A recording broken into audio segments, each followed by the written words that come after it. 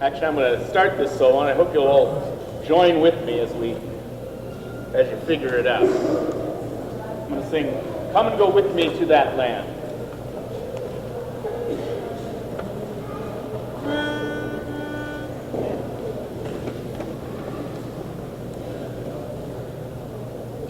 Come and go with me to that land, come and go with me to that land. Come and go with me to that land where I am bound. Come and go with me to that land, come and go with me to that land. Come and go with me to that land where I am bound. Sing it with me. Come and go with me to that land, come and go with me to that land. Come and go with me to that land.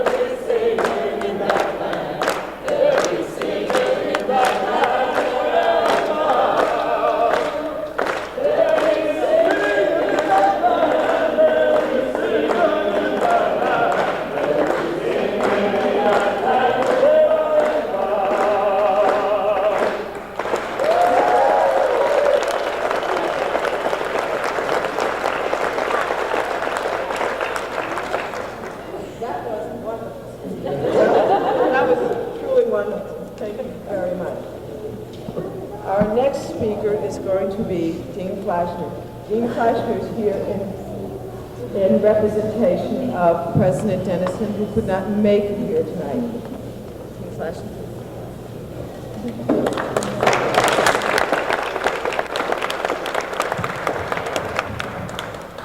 Shucks, I think I'll correct that, Betty, I'm sorry.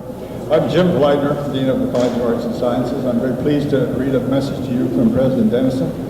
I wish he were here because I think some of us have been here through several presidents or many presidents, recognizing him as the most forceful advocate of community and togetherness that we've had for many years. Okay. Anyway, I'm going to read that message from President Dennison, and I'll repeat once again that those of us who have been here for many years and served under many presidents, I think would agree that he's been the most forceful advocate of togetherness and a sense of community of the presidents we've had in the last many years. So here's a message then from President Dennison. Good evening, and thank you for coming together for this annual vigil to celebrate the life and accomplishments of a great American, the Reverend Dr. Martin Luther King, Jr. I regret my absence, and I hope you will forgive me. Press and business in Helena requires that I miss the vigil for the first time since I came to Missoula 5 years ago. Rest assured, I am here with you in spirit and purpose.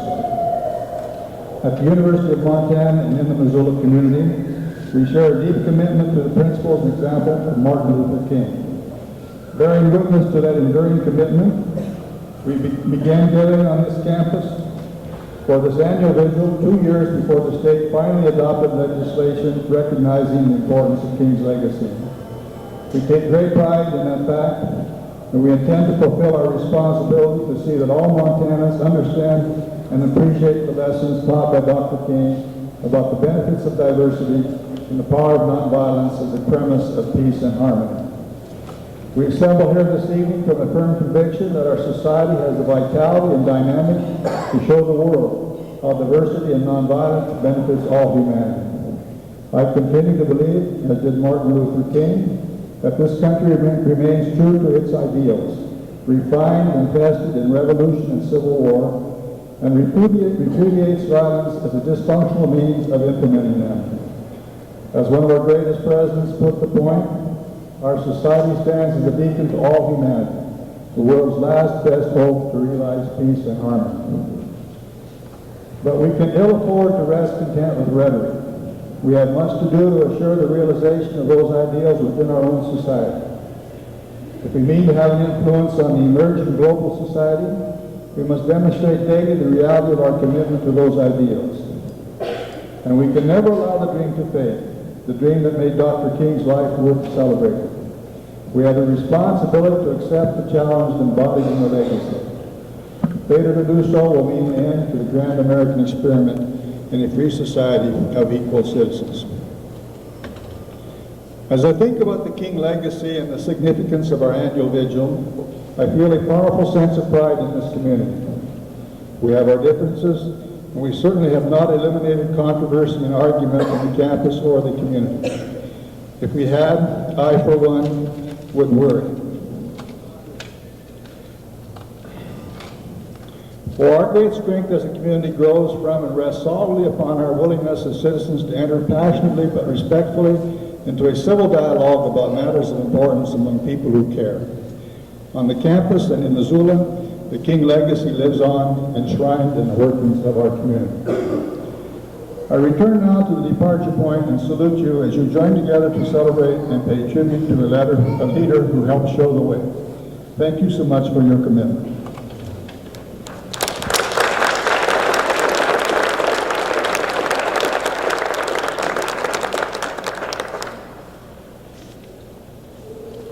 Thank you very much, Mr. Clark. Now we will have Mayor Kimmis, Mayor of Missoula.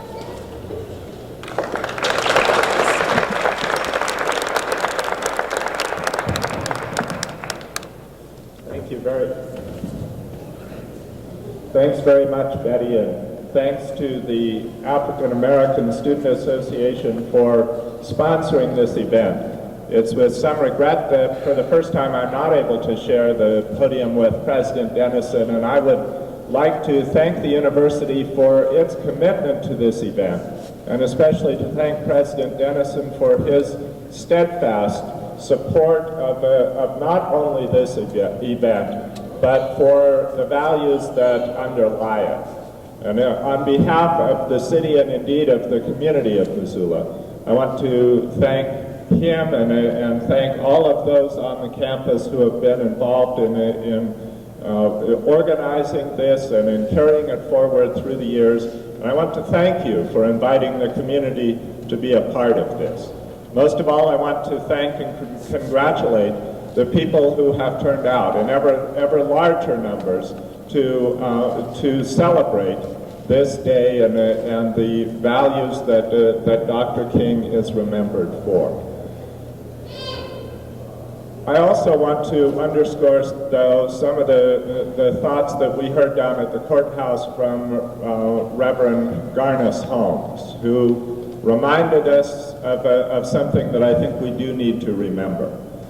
And that is that in commemorating Dr. King, that it is important that we not simply congratulate ourselves in the position that we are able to take together here, but to remember that the real challenge, the real meaning of Dr. King's ministry was to remind us that we always have to look within, that we always have to challenge ourselves, that it is not enough simply to congratulate ourselves that we have got it figured out and a lot of other people don't. If that's as far as we go, then we will not overcome. I think especially following up on the election of last year, that it's important that we not rest content in an event like this with simple platitudes or with simply congratulating ourselves. The election of last year should remind us that we have serious work to do. And the work, I am convinced, has to begin with each one of us. It is not enough, and this election should show us that it is not enough, simply to pursue a politics that continues to try to stretch a tent over an ever larger number of people who can identify themselves as in one way or another victims. That kind of politics has not worked and will not work. And until we begin to remind ourselves of the deeper meaning of Dr. King's ministry, we will continue to fail with our politics. Above all, we need to remind ourselves that his politics were not the politics of self-righteousness. They were not certainly the politics of power over, but neither were they the politics that drew strength from standing against other people. Rather, they were the politics that through which we always should remind ourselves that those who we consider to be our enemies, those that we most consider to be in the wrong, carry within themselves that same spark of humanity that we're here to celebrate. And unless we're always challenging ourselves to reach out, to find that spark of humanity, to find that element of good in those that we are convinced are dead wrong, then we will not overcome. But what we really have the capacity to do, thanks to the teaching of Dr. King and others, is to overcome our own smallness, our own fear, our own sense of being against other people, and to reach out to the humanity that in fact we all do share. It's that I believe that we need to recommit ourselves here to this evening.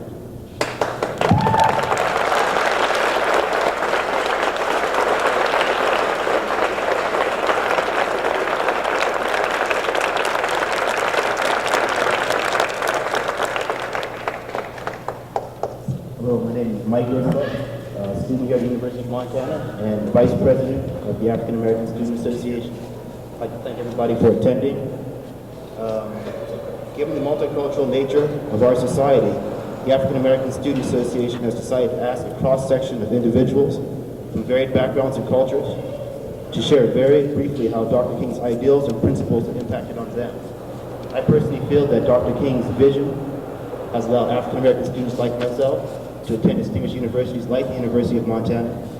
My older brother was past president of the Black Student Union, and he led the first one of these marches we had inside Missoula, and I'm just very glad to be a participant in this year's ceremonies. Thank you very much.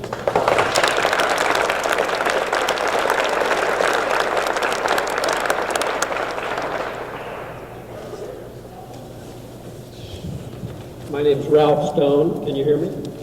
I'm with the Missoula Advocates for Social Justice, which was a group formed about 18 months ago, the purpose of which was to monitor hate crimes and to educate the public about discrimination based upon sexual orientation, gender, race, and religion.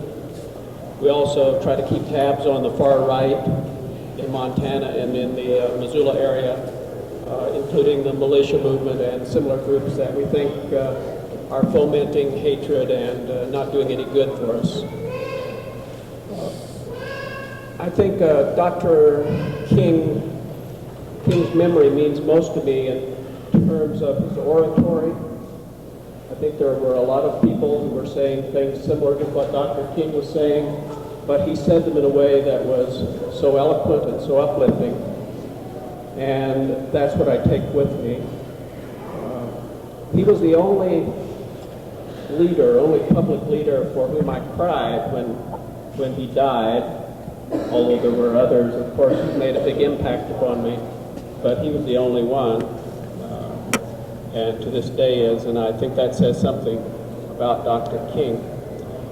I was much taken with his concern for racial justice, of course, and I'm speaking a little longer because Ed said we had a little more time, but for racial justice and for nonviolence and for his pacifism. But I think what made the most impression upon me at the time was when Dr. King came out against the Vietnam War in 1965, even though he knew it was unpopular and it would cost him some support in the political community. And then later in 67 and 68, when he was active in organizing the Poor People's March, and when he said that the evils of capitalism must be connected to militarism and must be connected to racism. Dr. King saw the problems interrelated and interconnected, and that was one of his great strengths, and we do him an injustice, I think, if we don't see that his was a very radical message, even though he may have spoken in terms of nonviolence.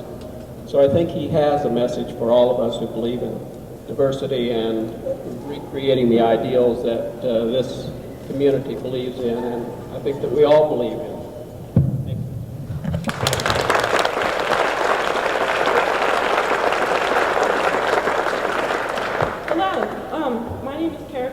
Junior here at the university, and I just wanted to say that this morning I was thinking a lot about this, what was going to happen today, and I heard this radio address, and this woman who spoke really inspired me, and she mentioned something about how what Dr. King had was a passion that people did not have in this time and age, because so many things are controlled by things that are mechanical and not human. And what Dr. King has is this human passion, and that works. And she also reminded me that that something that's been coming up again and again tonight is there's a responsibility that we have, not only to ourselves, to change ourselves, and that this responsibility goes back to our elected officials, and that if we want to change things, we need to take that passion within ourselves and take that to our elected officials and bring them up and make them fulfill the promises that we have elected them for. If we want to change AFDC, we have to keep pushing them to do that, and just reminding our elected officials of what the responsibility that they have for us in these kind of things.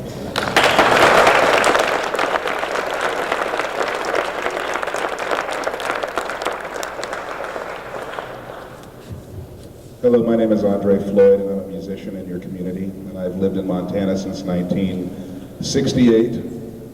With a short stint going out of town to Chicago for a while, and I've noticed something about our state, and that is that we are still in a level of tolerance and not acceptance toward one another, toward the different races.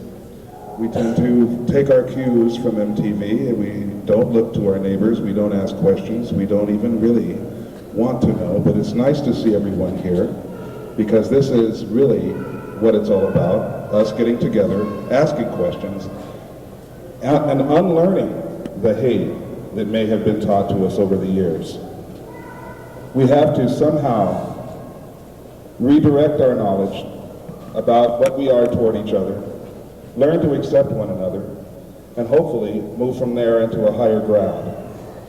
But it's really nice to see everyone here, and it's a wonderful feeling that we can all get together and express some sort of peaceful acceptance of the fact that we are moving forward and we're moving upward, and I'm really proud to be a Montanan when I look out here and see everybody's faces, and thanks a lot.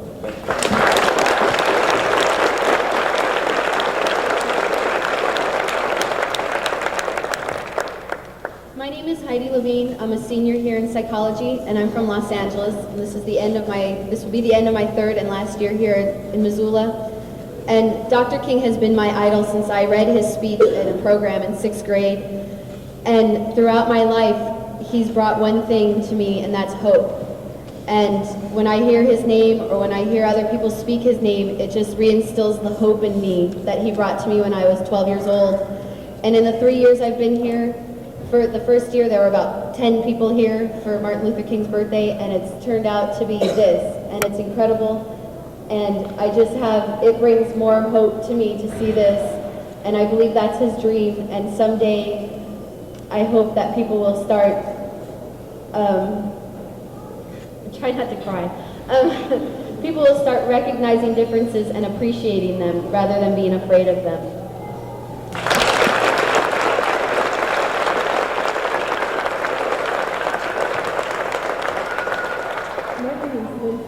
And I'm the director of the Jeanette Rankin Peace Resource Center here in Missoula. We work for peace and social justice all year round. And I welcome all of you to join us in our programs. We have peace potlucks and global forums every month. We have a special conflict resolution program teaching grade school kids how to resolve their conflicts without using violence. And a whole variety of other programs that let you get involved with your community to work to peace. And I think what Martin Luther King Day means most to me is service. It's a really good opportunity to work with all of you, old friends and new, for a purpose and for a goal. And I look forward to the rest of this week and to years to come, and every day serving just a little bit for this community. Thank you.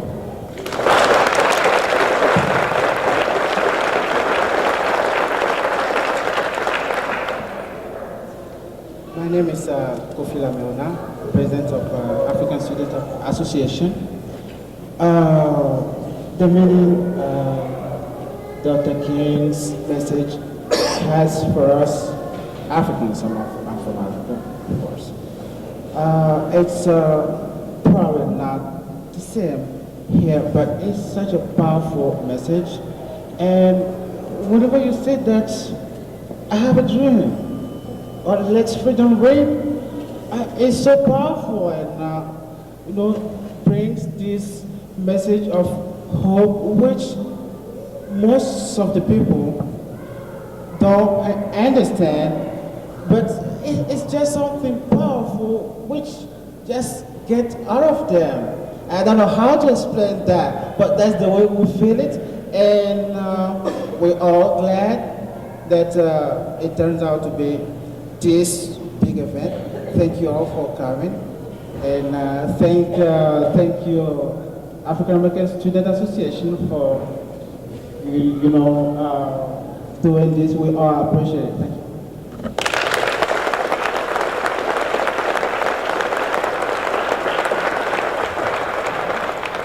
My name is Peter Schober. I serve as pastor at University Congregational Church and president this year of the Missoula Ministerial Association. And Edward never tells a preacher to talk longer. And I'm not going to. We were asked to say a few words about what Dr. King meant to us, and I think to a lot of folks who find themselves being pastored. In Dr. King, we found someone who was a preacher's preacher, and who showed us that we cannot have faith without doing the work of justice. And we can't separate the two. You can't take justice away from faith, and you can't take faith away from justice. And I think for myself too, I reflect today in remembering the dream that he set out before us, and that I'm reminded, and I think we're all reminded, that we can't just remember the dream. We've got to do the dream, or it doesn't mean anything. And that's what we're here to do tonight. Thank you.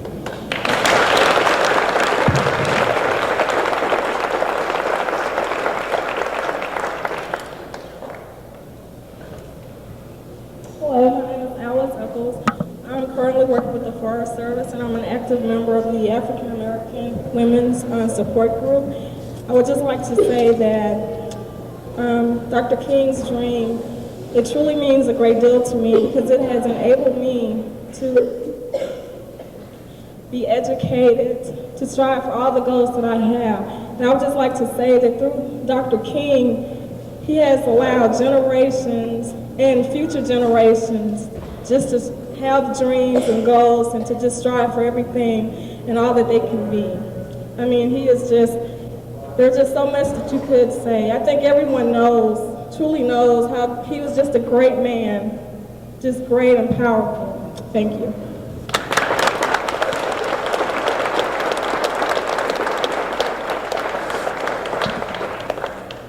My name is Betty Wing. I'm president of the American Association of University Women here in Missoula.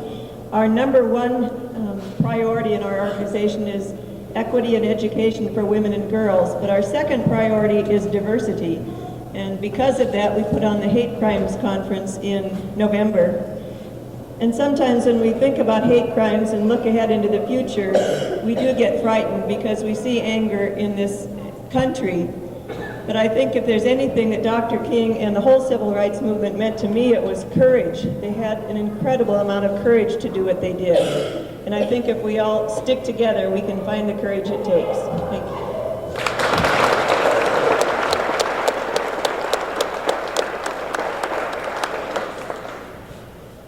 My name is Kamiko Austin, and I would just like to say that what Dr. King meant, his inspiration to me was that he believed that all people were equal, so what he fought for was equality for humankind, and that was just very impressive to me, and it impresses me to the point that I understand a lot of things you don't appreciate when you're young, when you're younger. My parents tried to teach me to appreciate it growing up in the 70s, but I can appreciate what he done, because were it not for what he done, this wouldn't be possible for me today. I wouldn't be able to stand before people of diverse backgrounds and be able to speak that way. I would be just separated and able to speak to people of my own kind. But I think I'm grateful that Dr. King realized that all people were our own kind, and that all of us were just as good as anybody else, regardless of our race, background, religion,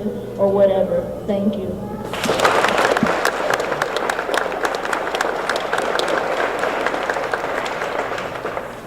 My name is Lori Smith, and I am a senior in education here at the university. I work as assistant coordinator in Indian education in Missoula County Public Schools, and I'm also an enrolled member of the Lakota Sioux Nation.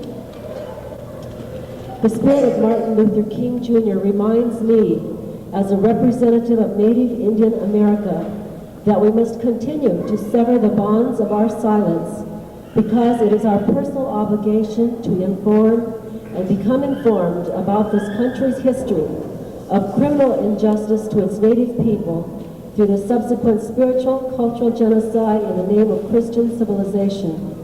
Our silence has yet to serve us, and we cannot afford to accept the alternative.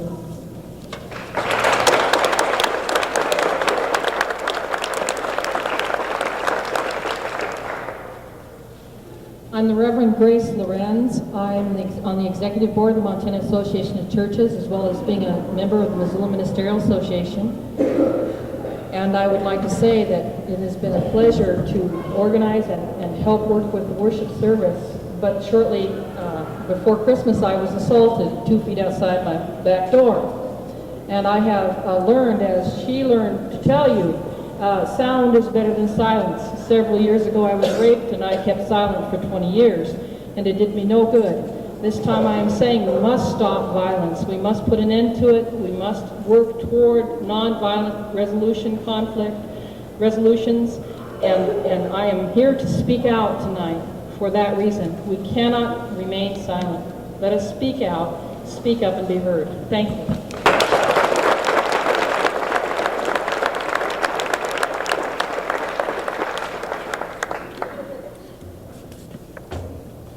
My name is Kelly, and I got to listen to and Dr. Martin Luther King means to me to go to the same school and play together.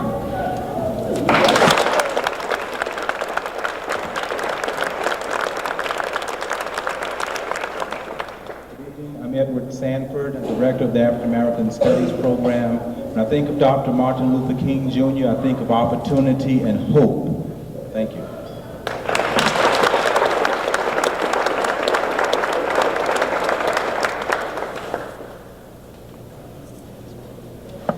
I'm going to sing a solo right now that I heard 3 years years ago, actually, when I was singing at a church in Harlem on Martin Luther King Day, and the melody comes back to me every so often. As a musician, you hear melodies all the time, and most of them go out in one ear and out the other, but this melody has hung with me so long and gives me a great deal of comfort, and I hope you'll enjoy it too.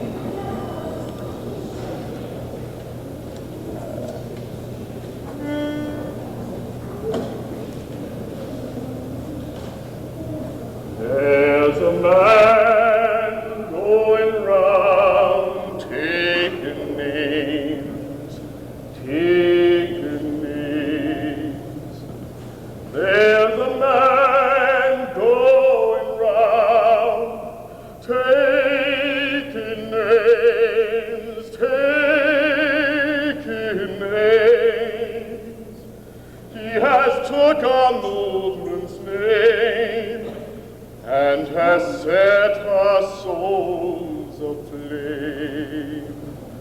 There's a man going round taking names, taking names.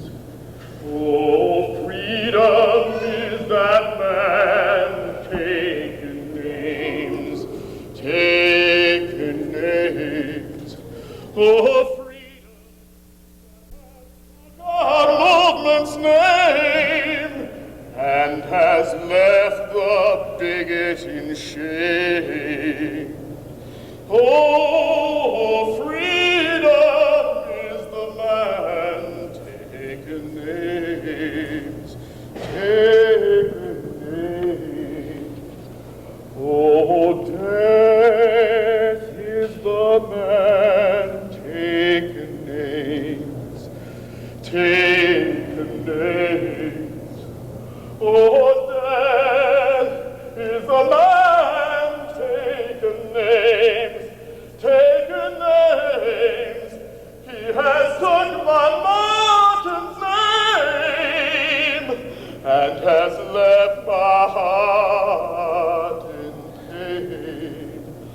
Oh, death is the man taking names, taking names, taking names.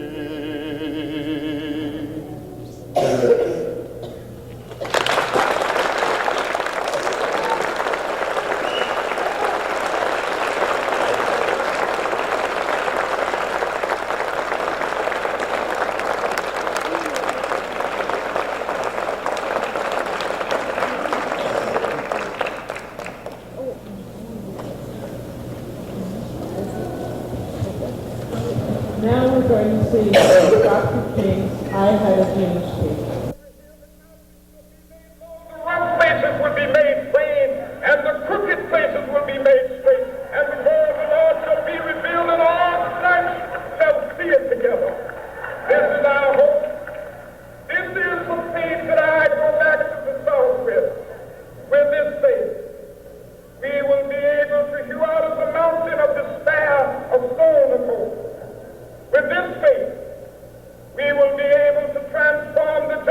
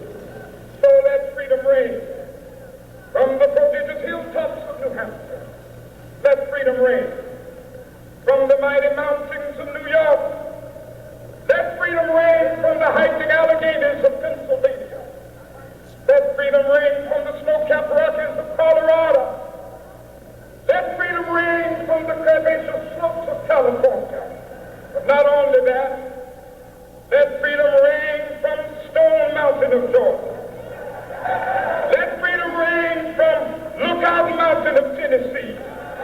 Let freedom ring from every hill and molehill of Mississippi, from every mountainside.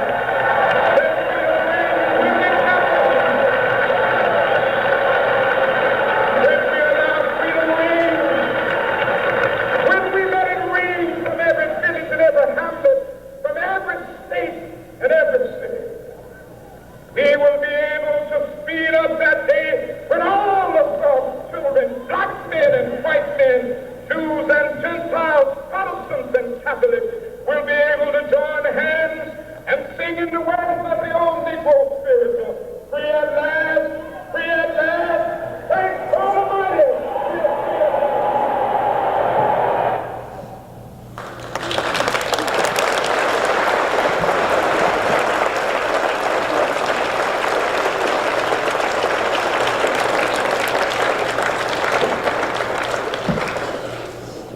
How do you get up and speak after hearing that?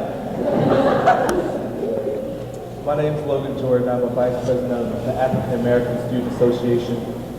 On my way over here, I had a whole speech, I guess you could say, prepared on what I wanted to say. But as I say again, how do you get up and speak after hearing that? Dr. King means a lot to a lot of people. But one thing I wanted to tell everyone is that Dr. King did not only fight for the rights of just African Americans, he fought for the rights of everyone.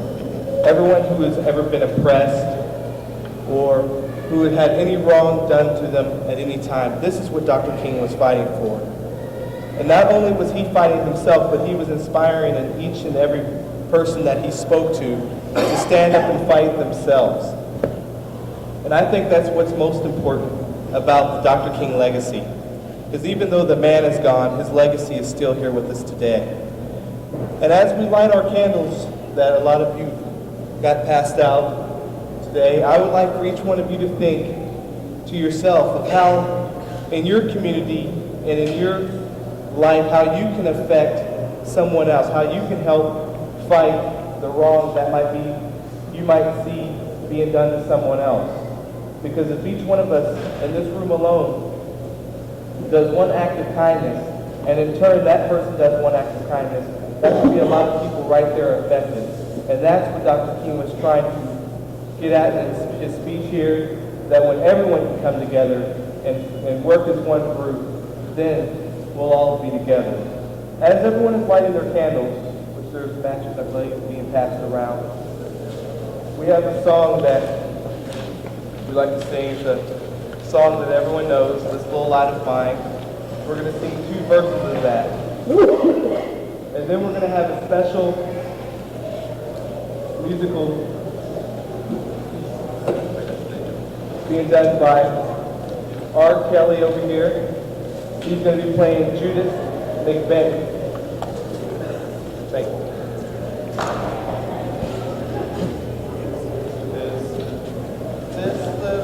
This little light of mine, I'm gonna let it shine. This little light of mine, I'm gonna let it shine. This little light of mine, I'm gonna let it shine. Let it shine, let it shine, let it shine. Building a new world, I'm gonna let it shine. Building a new world, I'm gonna let it shine. Building a new world, I'm gonna let it shine. Let it shine, let it shine, let it shine.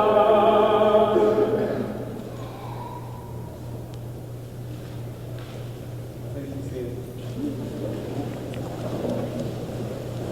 Now, while Ed Kelly plays Judas McBennett, I want everyone to take the time to reflect upon what Dr. Martin Luther King meant, what his ideals meant, and what he means to you as an individual.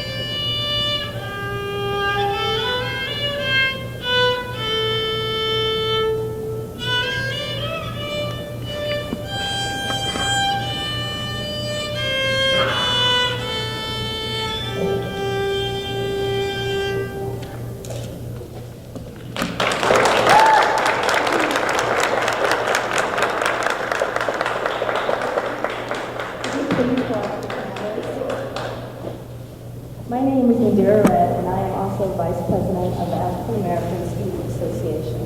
On behalf of the African American Student Association, I extend sincere appreciation to Mayor Kennis and Dean Fleitner for taking the time to be here despite their demanding schedules, and for conveying messages of hope and inspiration in the true spirit of unity. Mayor Kennis and Dean Fleitner, your presence also communicates a deeper message of commitment to the virtues and values that Dr. King emphasized, as well as the respect for a multicultural environment, a fact that many people are struggling to accept. I express thanks to all of the community and student leaders and organizations for their unflinching efforts in providing guidance and support for encouragement and creative ideas in making this program a success. I also acknowledge Stephen Count for his wonderful vocal piece, as well as for leading us in song. This program would not have been possible without the keen interest of our friends and supporters.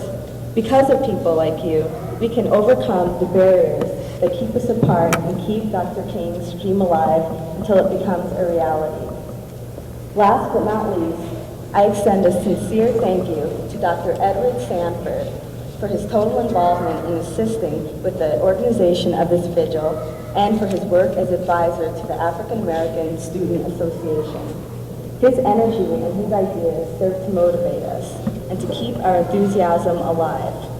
We are happy to have you here, Dr. Sanford. And now I ask you to join in singing We Shall Overcome, which is located on the back of your program, as we march to Christ the King Church for a brief reception. Also in your program is a list of events for the rest of the week. A heartfelt thank you to all.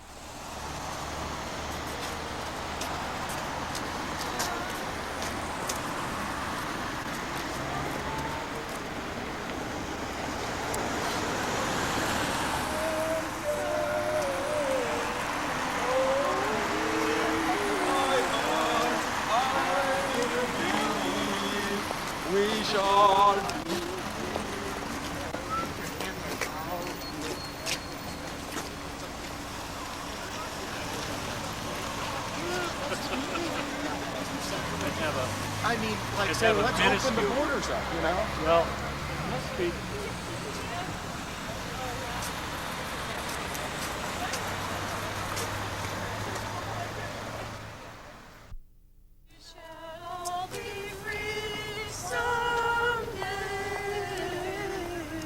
Oh, deep in my heart, I believe.